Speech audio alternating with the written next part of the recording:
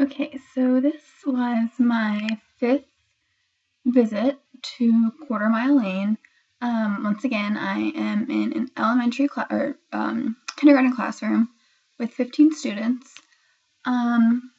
This week I conducted my first tutoring session with my student. It was a word work lesson based on specifically on phonics. I wanted to work on her letter recognition and her sound recognition for the letters. She knows most of her letters, like she's able to recognize most of her letters, but the sounds she has a lot of trouble with, which I've talked to her, to the cooperating teacher and the student teacher about. They gave me a list of letters that she could use work on, and I also looked at my ELA assessment, the alphabet knowledge one, and I used that to decide what letters I wanted to work with her on. So I chose D, B, G, F, and I. I is interesting because she's able to identify all 5 of those except for F.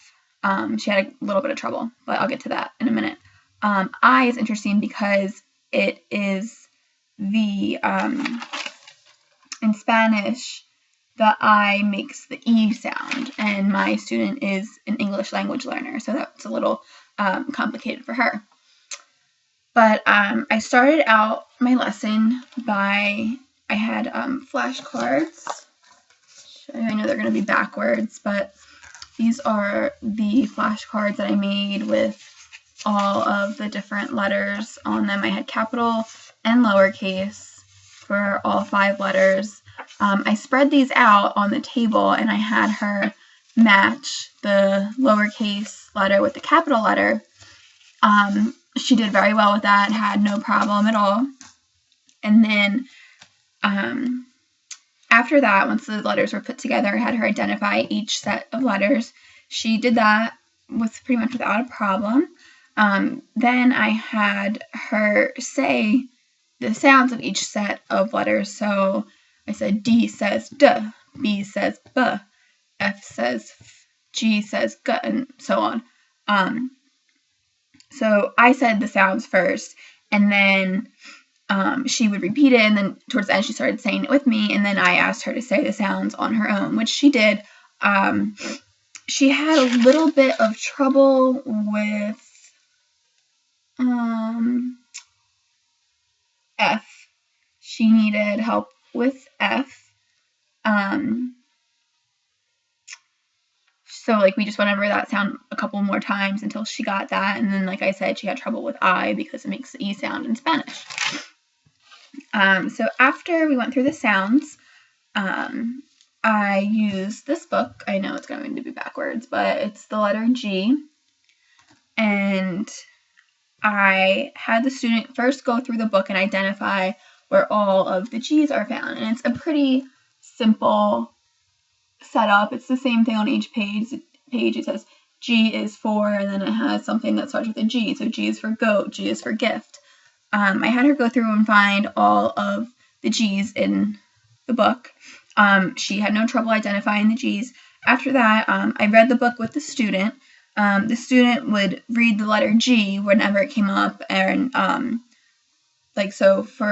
she would read G, and then I would say is for, and then she would say G, and I would say ifs.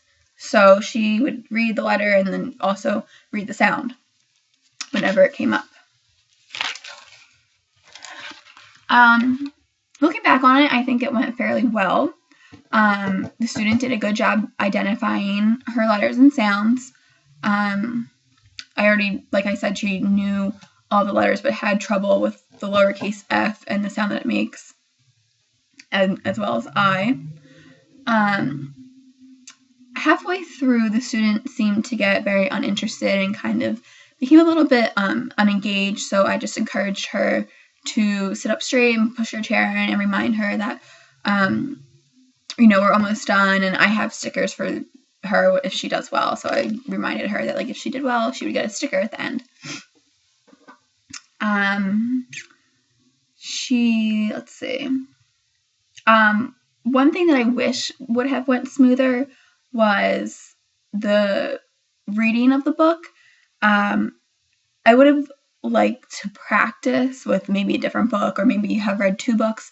The kind of like how we were reading, because she was confused at first. She wasn't sure how she was supposed to read the book with me. She didn't know, like, she was supposed to say the sound, like, she didn't know when she was supposed to say the sound of the letter or the letter itself. So that was a little confusing for her. But by the end, we got the hang of it, and it actually worked out very nicely.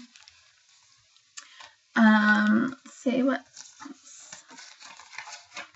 My second lesson, Dr. Beanfolks came in and helped me with that. I plan to do that next week, hopefully.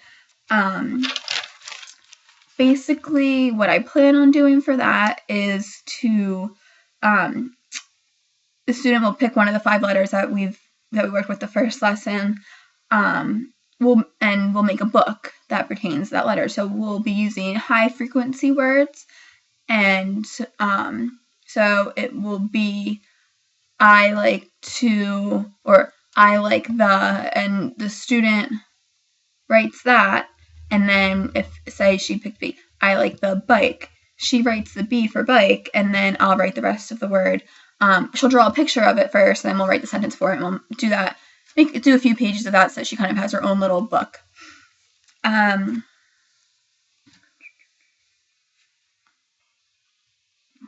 reading level, or how's the classroom library organized? What are the most popular books? Mrs. Trainer has a whole like literacy center with a ton of books. All of the guided reading books are organized in yellow, green, and blue bins, but they're also like labeled with the corresponding letter for guided reading. The most popular books Mrs. Trainer has on a separate shelf. They usually go with the theme of the month or week or that they're going for. Last week they were all Valentine's Day books, Valentine's related.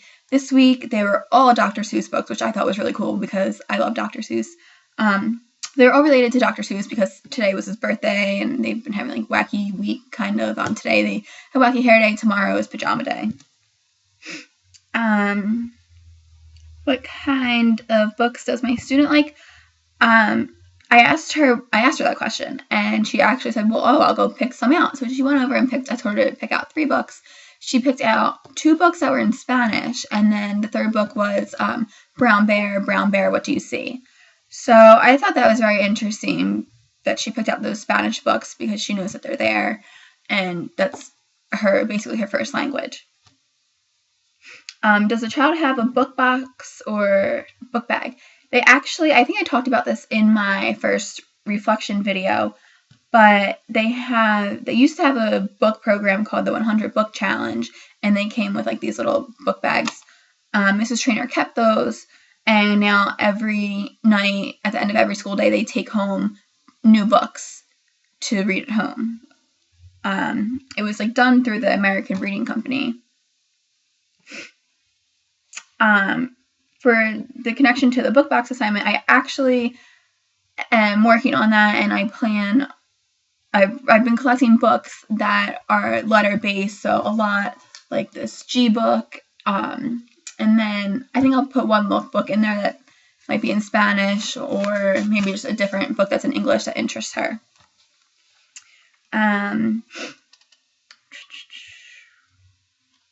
The assessment data rough draft, which is due March 14th, I went over a lot of this in the ELA assignment that we just handed in, but basically the data that I collected while administering the ELA told me that my student really needs a lot of work with sound recognition and word recognition, like basic word recognition, which means she doesn't really have good comprehension skills or reading skills. So I figured you have to work on those foundation skills first in order to be able to read something and then go on to comprehending it. So that's pretty much it.